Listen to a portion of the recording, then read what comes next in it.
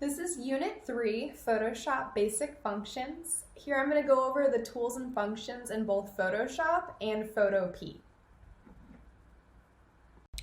In Unit 3, Photoshop Basics, we're going to be covering all of the basic skills in Photoshop. Photoshop is something that is a paid program, so unfortunately you cannot get it for free at home. If you have access to it, you'll be able to use the same thing on Photoshop. However, Photopea is going to be the online source for anybody who cannot access Photoshop. It is almost exactly the same thing, but it's completely free.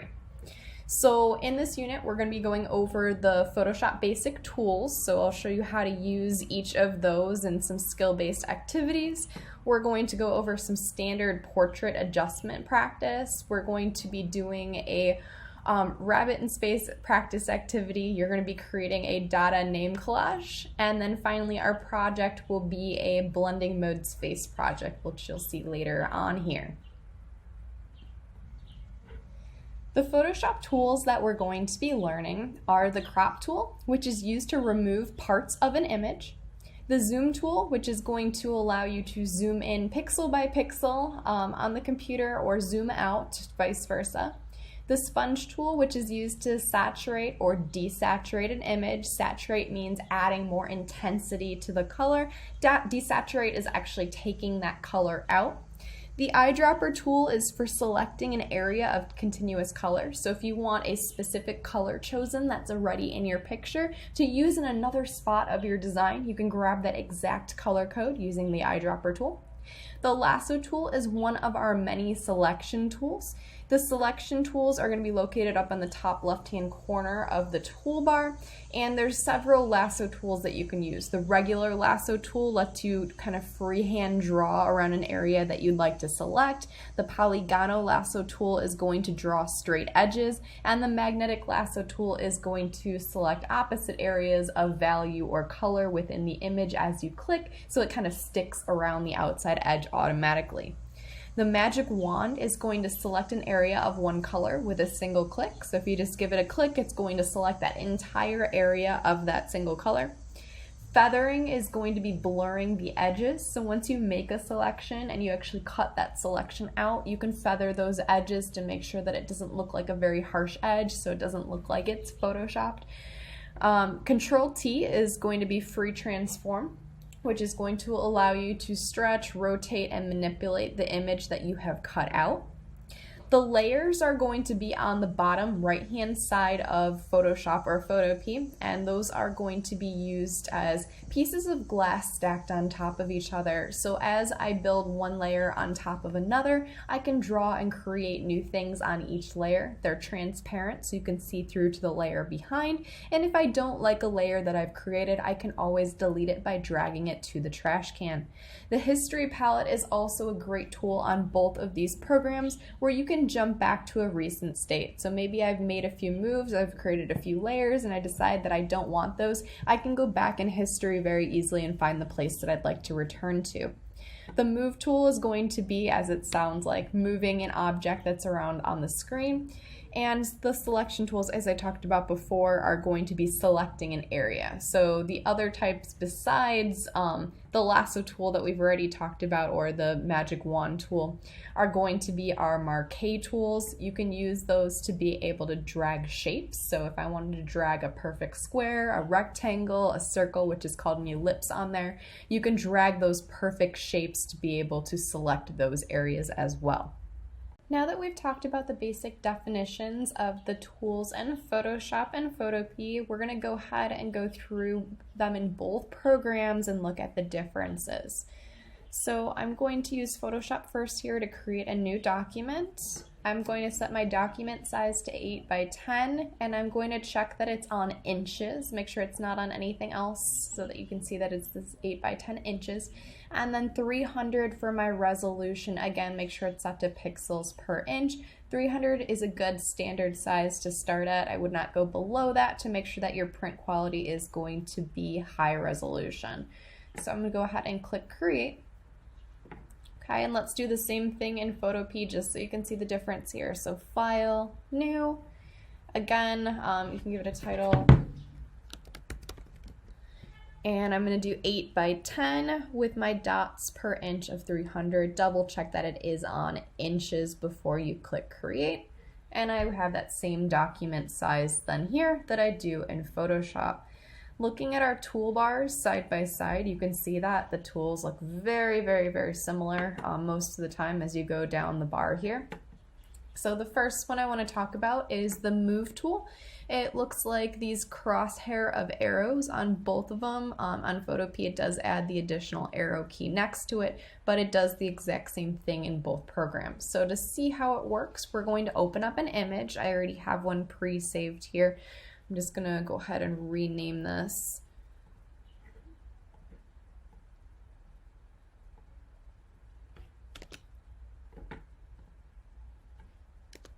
So it's easy to find. All right, so File, Open, and I'm going to grab that picture and click Open. Notice that in Photoshop it does open it in a new tab as well as in Photopea. So I have my image here, and then if I go back I have my document, so I can flip back and forth in between both of those tabs. Photoshop's going to do the same thing, so File, Open. I'm going to find that same picture on my desktop. And again, notice the two tabs. So in Photoshop, one benefit is it does let you actually drag the tabs down, so I can see both my image and my workspace at the same time. I like to do that so that before I drag and drop, I can see where I'm dragging and dropping it to. So I can drag and drop with the Move tool and put it right on this new screen. Now that it's on here, I can use the Move tool to move it around. When I go to Photopea, notice that you cannot drag your tabs down. They stay where they are, but you can still use the Move tool to click on your image, and then I can go to my other page and drop it on that page. So it works the same way, you just can't drag your tab down to be able to do that. But once I have the Move tool selected, I can move this picture around anywhere in the space. So going down the toolbar here, the next one that you see is going to be our marquee selection tools. That's both in Photoshop and Photopea. So if I click here, you can see that there's a rectangle or ellipse selection. So if I choose the rectangle, I can drag over an area. If I wanted to move just that specific area, I can go back to my Move tool and I can move just that piece to a different area or onto a different screen. So I'm going to go to Edit and Undo so that I don't have that actually moved. If I want to deselect at any time, I can grab that marquee tool again and just click once and it'll deselect. So let's go back to Photoshop. Again, the same marquee tool, but you have a few more options here. I'll choose the rectangle again, drag over an area, use my Move tool to move it out. If I end up not liking what I did, I can go to Edit and step backwards or undo, and use my marquee tool to deselect that area again. The next one that you're going to see is the Lasso tool. So there's 3 different types of Lasso tools. The regular is going to let you freehand draw the selection that you're trying to get. If you don't like that, the Polygonal Lasso tool is going to draw in straight lines. So if you're cutting out like a window or a door, that can be really beneficial, anything with a really straight, nice edge. And then the last one is the magnetic lasso, where I can click and it's going to automatically stick to edges that it feels are opposite. So as I go around, I could click every so often, so I'm keeping it on the right track. If I mess up and go off this page of where I'm not supposed to be, I can hit the delete key on my keyboard and it will actually release those anchor points that I accidentally dropped. If I really messed up and it's just all over the place, double click anywhere once, it'll make the selection, double click again, and it'll get rid of your selection. Or if you're really having trouble, just go back to the marquee, click once, and it'll deselect as well. So let's see that in action in Photopea. Again, we have our different lasso tools, the same ones as Photoshop. So the regular lasso is going to let us freehand draw around a selection. The Polygonal lasso tool is going to let you click and create straight edges. So I'm clicking, letting go, clicking, letting go. And finally, the lasso magnetic is going to stick to those edges of opposite values. So frozen here for a second. Let me deselect, grab the magnetic lasso tool again, and it's going to stick to those edges as I go around the outside. You can click every so often to kind of help guide it. If I go off the path, I mess up, I grab something that I don't want to, again, you can hit delete or double click and it'll make that selection. Double click again and it should deselect, or again, you can always grab the marquee tool once, click, and it will deselect it.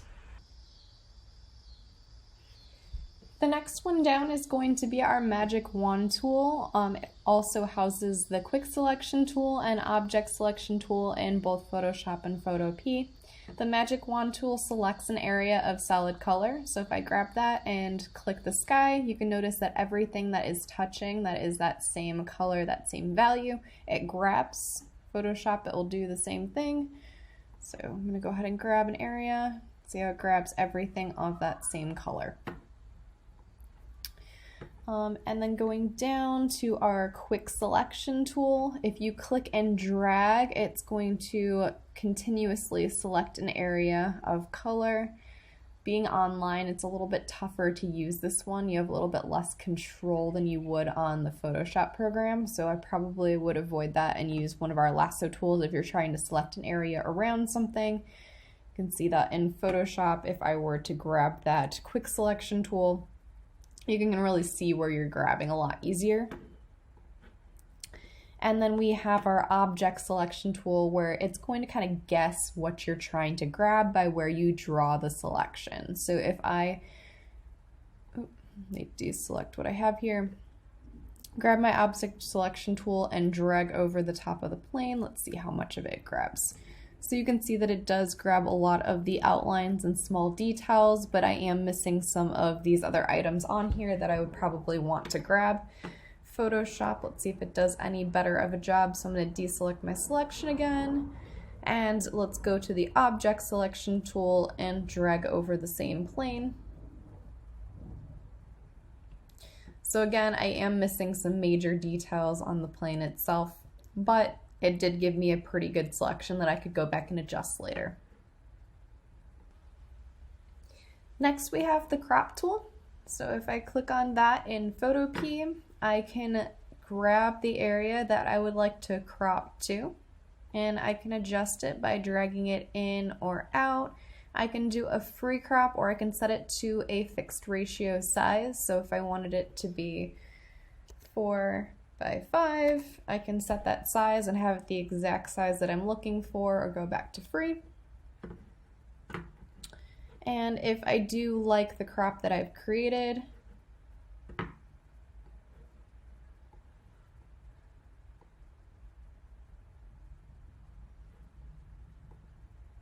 I can go ahead and click the check mark at the top and it's going to select that crop.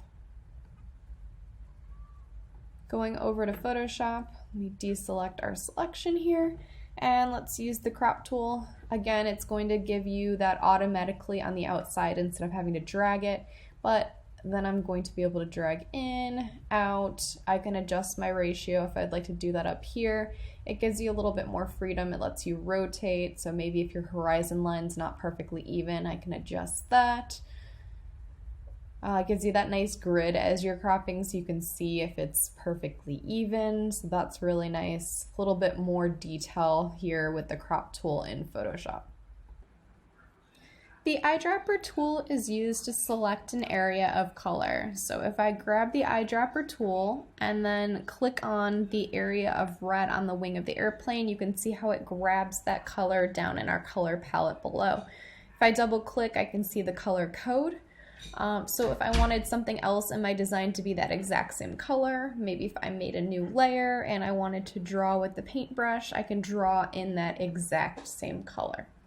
So while we're over here looking at the layers palette, notice that it's going to build them up as solid pieces of glass that you can see through, stacked on top of each other. So if I was to take layer 1 and put it underneath, you're no longer going to see that image because the plane does take up the whole space of this piece of glass, our background layer. If I drag it back above the background layer, I'll be able to see that again. If I end up not liking a layer that I've created, I can always drag that layer down to the trash can. So going back to Photoshop, I'm going to go ahead and set my crop here. And then I'm going to grab, again, the eyedropper tool, grab a color red that I can see in the wing here. I'll open up my layers palette, and I'm going to make a new layer above it and use my brush tool to just draw on that layer. Again, same thing, I can rearrange my layers, and I can drag layer 2, the one I just drew on, down to the garbage can if I end up not liking that layer. Next up are going to be our healing tools. So you can see there is a spot healing, healing brush, and patch tool that we're going to be using. The patch tool is my personal favorite. If you drag around an area that you'd like to fix and drag it to a clean area, it's actually going to take pixels from that area and replace them, and you can see that it kind of blurred out that section. So if you're ever trying to get rid of something in your image, maybe you took a beautiful picture of a beach and there's just a piece of trash that is on the beach that you didn't want in your image, you could simply circle it and drag it to a clean area. The other ones work similarly. The healing brush tool is going to let you change an area just like you did that way. I'm going to hold down the Option button, or Alt,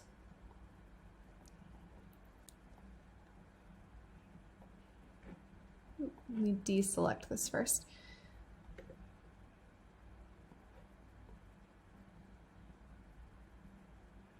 You can see I'm coloring over the area that I want to fix, and then it's going to blur it together with the pixels that are surrounding it. The spot healing brush is the one where if you hold Alt or Shift on your computer, you can grab an area to select from and then go back and fix using pixels from that area. So it's going to blend the sky pixels so it makes it a little bit smoother. I highly recommend using the patch tool. I think it's the most effective for most situations. So let's see the same thing in Photoshop. Here are my spot healing, healing brush, and patch tools. If I want to circle the same fin here and try to get rid of it, I can drag it to a clean area. Photoshop did a little bit cleaner of a job with that. I have my healing brush tool,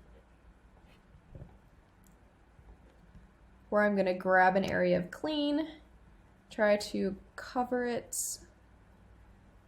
So not quite as effective as using the patch tool. And then our spot healing brush, where it's automatically going to grab pixels around it and come back and fix it with what it thinks it should. So again, patch tool I think is the most effective here. The next is going to be our clone stamp tool, which looks like a little rubber stamp. But before we do that, let's go ahead and free transform our plane to make it a little bit smaller on the page.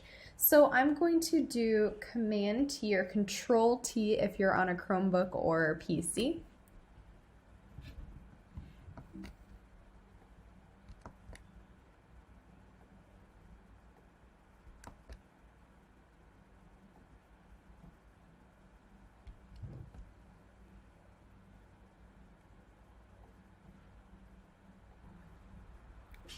Okay, so you can see that on the outside of my image, I now have this border. If I hold down the Shift key and stretch from the corners, it will shift it smaller.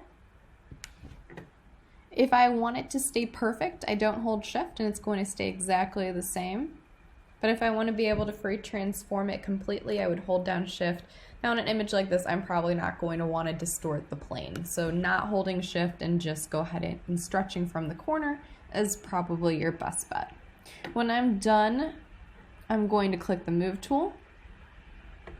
Depending on the version of Photoshop you have, it might ask you to apply your transformation. So let's do the same thing in Photopea here. I'm going to do Command-T.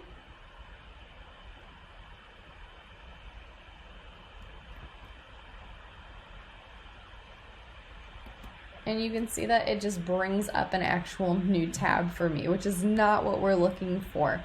So I'm going to go to Edit, Free Transform. And again, it's going to give me that box on the outside.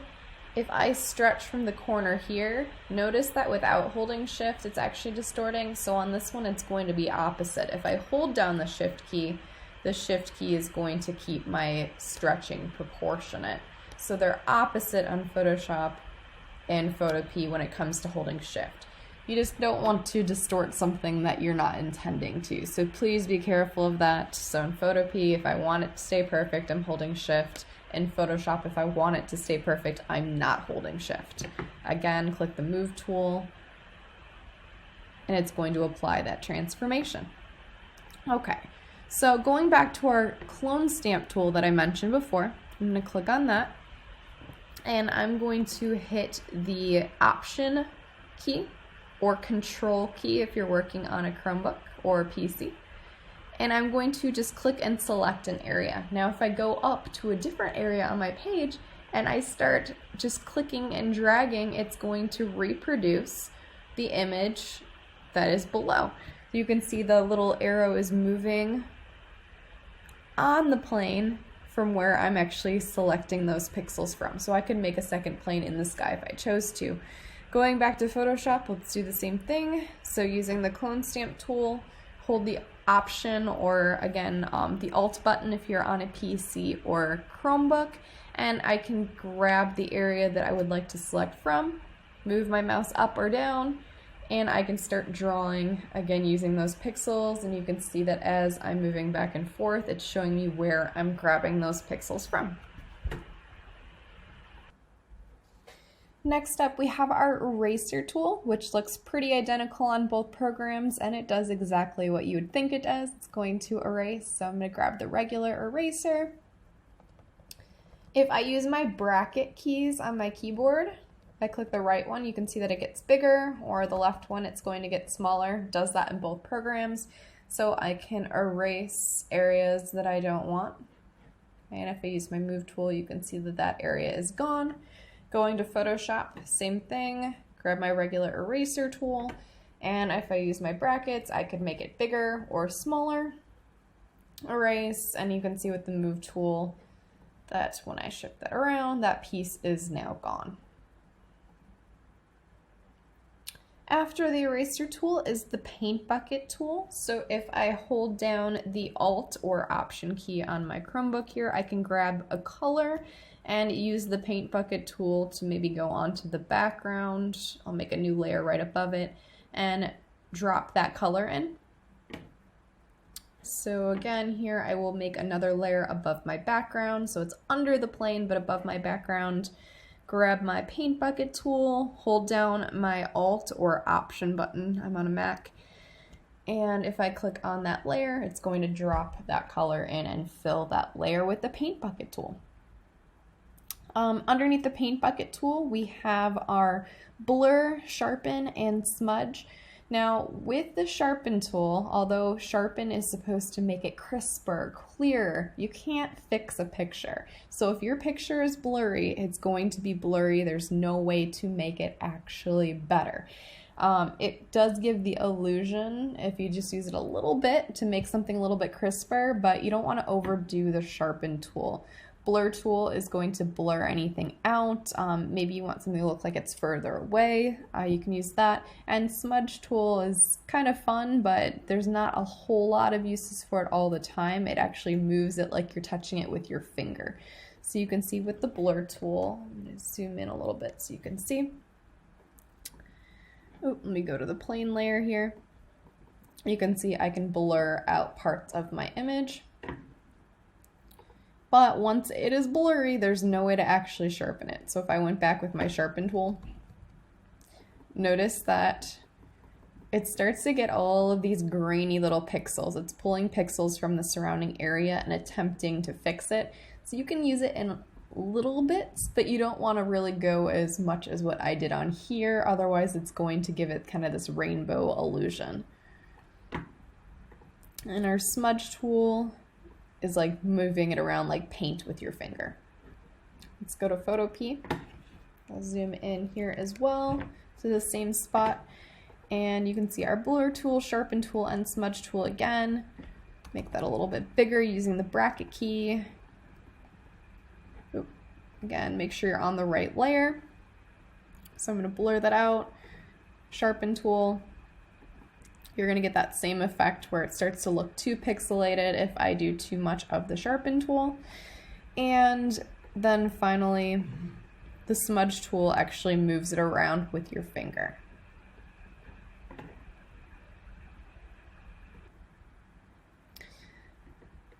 After our blur, sharpen, and smudge tool, you're going to see the options of dodge, burn, and sponge. So dodge is going to add highlights to your image. So any of the light values that you want to bring out, add a little bit more intensity to the highlight, you can do that. You can target specific parts of your image, whether it's the shadows, midtones, or highlights. And same with the burn tool, it's going to be opposite, where I can increase my shadows. And finally, my sponge tool, where I can either saturate or desaturate. So saturate means making the color more intense hues. You can see it's more vibrant. Or desaturate is going to take that color away. Okay, so going back to Photopea, dodge, burn, and sponge. The dodge tool, I can go through and add my highlights in. The burn tool, I can intensify my shadows. Notice you can adjust the exposure if it's becoming too harsh, which it definitely is on my example here. You can also adjust the size of the brush either up here or using your bracket keys. And then finally the sponge tool, which will either saturate, adding more intensity to the color or hue, or I can desaturate that and take the color out. Again, you can adjust the flow here, so if it's too intense, like I'm taking some of the sky out here, I can not only make my brush smaller, but I can also adjust the flow. So that covers our basic tools in Photoshop. The next ones down on the list here are going to be more for typography or creating graphics. These are things that we typically will use in Illustrator to be using as a vector image. However, we will be using these in our Illustrator unit, so stay tuned for those.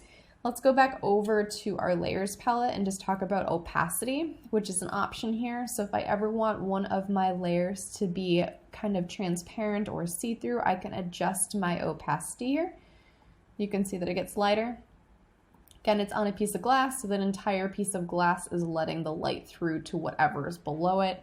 Same thing works on Photoshop here. If I'm on this layer, I can adjust my opacity down so that I could see through to the layer below it. So using what we've learned, you guys are able to now cut things out of your image and drag them on top of each other. So I'm going to do a quick example here using my object selection tool to try to grab that plane again. Okay, it's not perfect, but something that we will get into a little bit later here is going to be our masking tool, which would let me go in here and either add or subtract to be able to grab the areas that I left out. So notice that while I have the black selection on top, I am able to add to my image. If I mess up and grab too much, I could flip-flop it to the white and take some of that away. So you can see I can go in and perfectly adjust this if I wanted to. Once I have my selection, I can now go to select, inverse, and hit delete, and just be left with my plane. So now, if I were to drag in this pretty waterfall and put that layer below my plane, I could start to make this combination image of the two together. Ctrl-T or Command-T on my MacBook here, not holding Shift on Photoshop so that it stays proportionate here. I can adjust the size, and voila, I now have a plane that is flying over my waterfall. Same thing would work in Photopea. I can grab my object selection tool, or of course any of my lasso tools would work too. I would probably choose magnetic so that it clings to my edges. There's a lot of contrast here, so that would not be too bad to use. But let's try this guy first. Okay, I did a pretty good job of making that selection, but again, I can use my mask tool and my eraser to go in and either add or take away. Okay, so I can adjust, go back and forth between, on this one, either the gray or the white to make my selection perfect. I'm going to turn off my mask, go to select, inverse, hit delete. Again, I'm just left with the plane here. And I'm going to drag and drop the waterfall into Photopea. Okay, and drag that layer below my plane. Make sure my plane layer is selected. I can put it up in the sky. Hit Ctrl-T. Oh, Photopea again. You can't do that. It has to be Edit, Transform, Scale. This one I do have to hold Shift to keep it the same. So make it smaller. Okay, notice I have those edges that I didn't select. So I can always go back with my eraser if it's something big like that it's not going to disrupt my image, and I can just quickly get rid of those guys since they're on the layer above. And voila, same result here in Photopea than I had in Photoshop.